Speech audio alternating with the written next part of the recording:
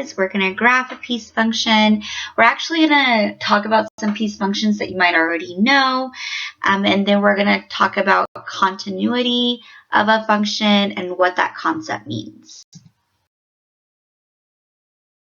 The piece functions are functions that have two or more functions that define them. So it's like putting two functions together.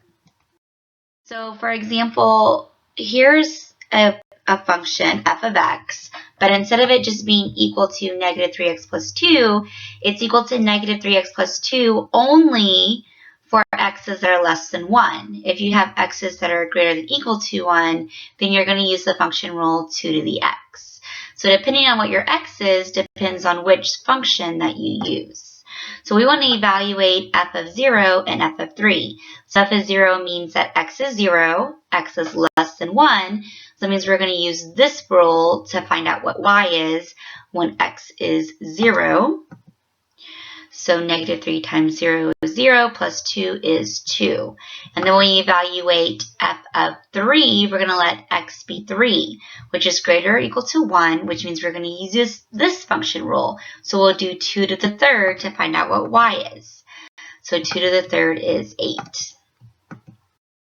So if we were to graph this, what we would want to do is, I like to do it like this. I go ahead and graph both functions. So here's negative 3x plus 2. There's the graph of that line. And then I'm going to graph 2 to the x, which is the blue line. Okay, so negative 3x plus 2 only exists for the x's that are less than 1. So here's x equals 1 here. So I only need my red line for x's, or for a domain less than right here. So this portion of the red needs to go away. It needs to be erased because I only want anything less than x equals 1. Anything less than x equals 1 is red. Anything greater than 1 is blue, which means this part of the blue, this part of the graph 2 to the x, needs to disappear. So I'll go ahead and I need and only keep what I want.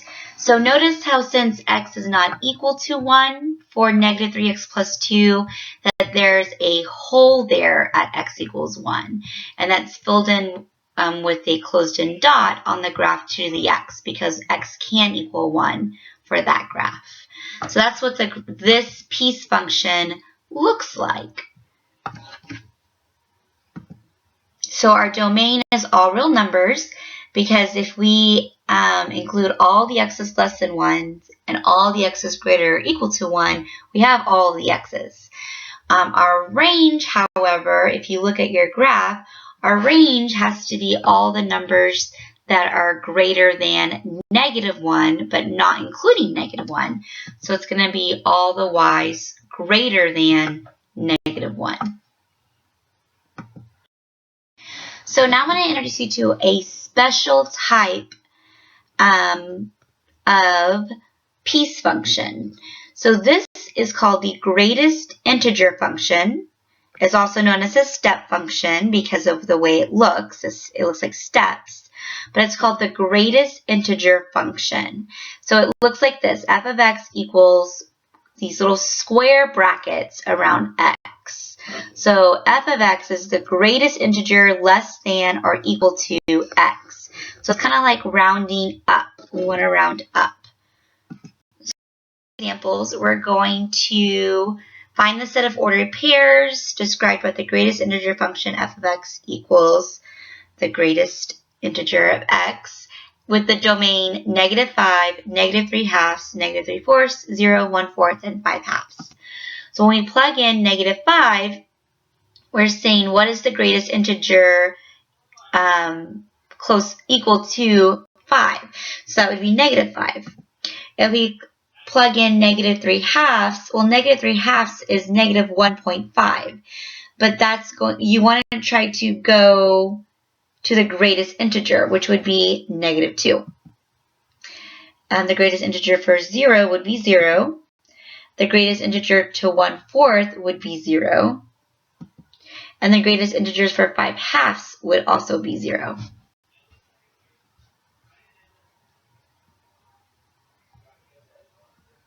So it's almost as if you are rounding down. Because if you think about it, 5/2 is really 2.5.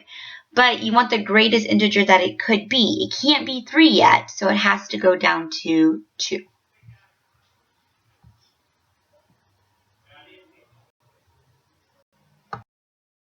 Let's look at the graph of the greatest integer function. So remember, it's like we're rounding down.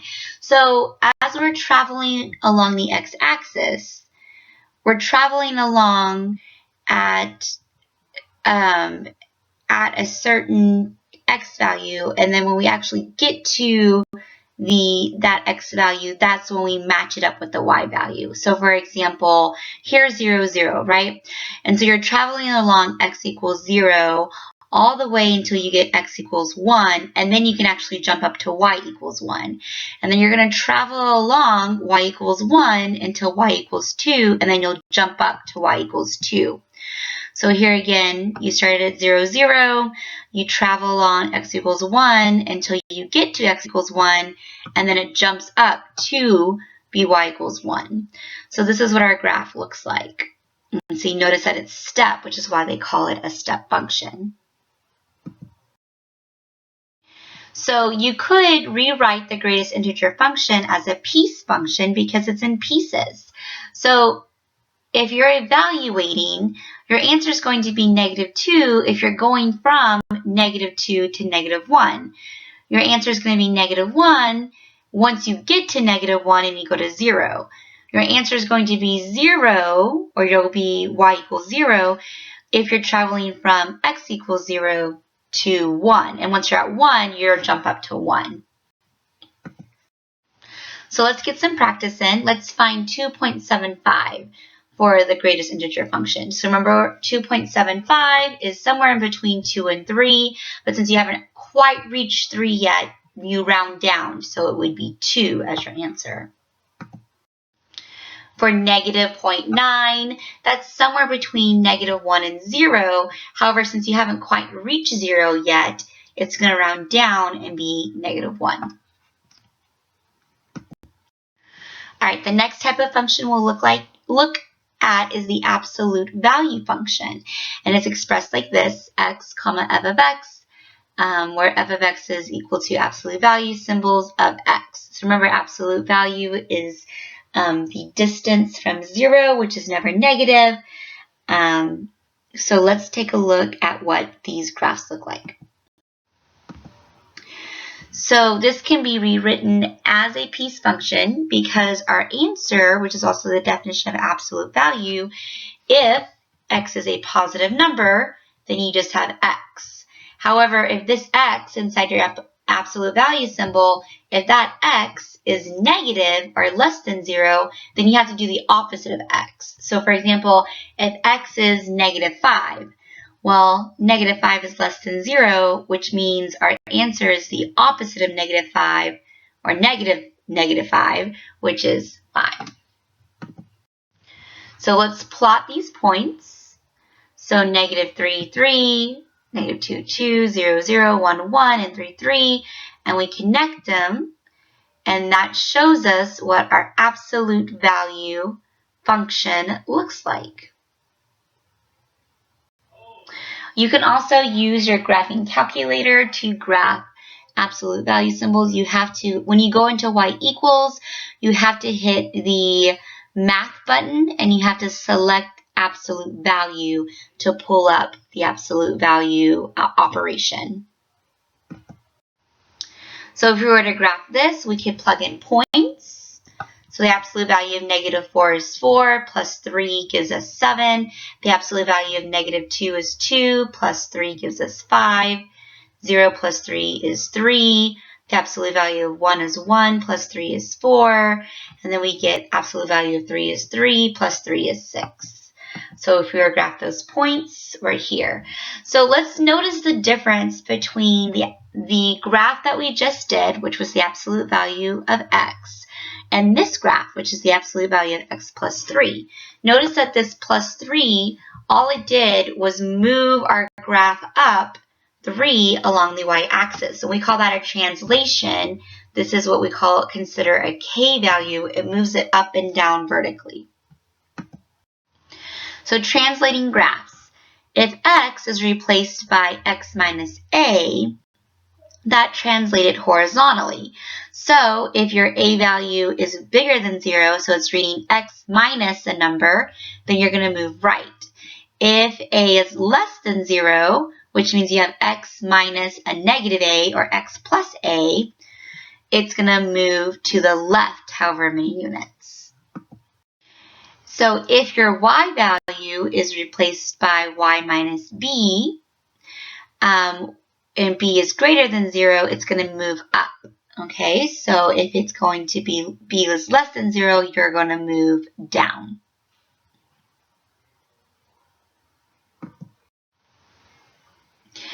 If you have a negative in front of your y, so then that means that you have a reflection across the x-axis. So instead of your graph pointing upwards, it's going to point downwards. So let's practice. Let's look at this blue graph here and let's identify the correct equation of this graph. So remember, our absolute value graph is supposed to be right here at the origin. Okay, so its vertex is at the origin. So this one moved to the right 3, which means it should read x minus negative 3 or x plus 3. So the only ones that have that is number 2. It also went up 1, which means that our b value is 1. So that means this is our 1 value, so plus 1. And so that our answer was 2. So let's talk about continuous functions. They have no gaps, jumps, or holes. So it can be a function, but if it has a gap, jump, or a hole, it's just not continuous. So a good rule of thumb is if you have a function and you don't have to lift your pencil to draw your function, then you have a continuous function. So let's do an example of graphing a piece function that looks like this. We have 2x plus 3, which is this graph. We have the absolute value of x, which is the green graph. And then you have x cubed, which is the red graph. So remember, if you graph all 3, and then you look at the domain to determine what you want to erase. So let's start with 2x plus 3. This only is 2x plus 3 for the x's that are less than or equal to negative 2. So find negative 2, which is here. And so you only want your graph to exist for the x's less than this point. So this part is the only blue part that should exist. This blue part needs to be erased. Then we'll look at the absolute value of x. So the absolute value of x was the green part, right? And so we want to, and it only is supposed to exist from negative 1 to 1. So you find negative 1, which is here. And you find 1, which is here. So you only want the green to exist there. But notice how it could be negative 1, but it can't be positive 1. That means it needs to be whole there. And then x cubed only needs to exist after x is greater than 1. So we erase all of the red graph except for after x is 1. So notice that there is a hole here and then there is a gap here, which means that this is not a continuous function. Go ahead and try some problems on your own.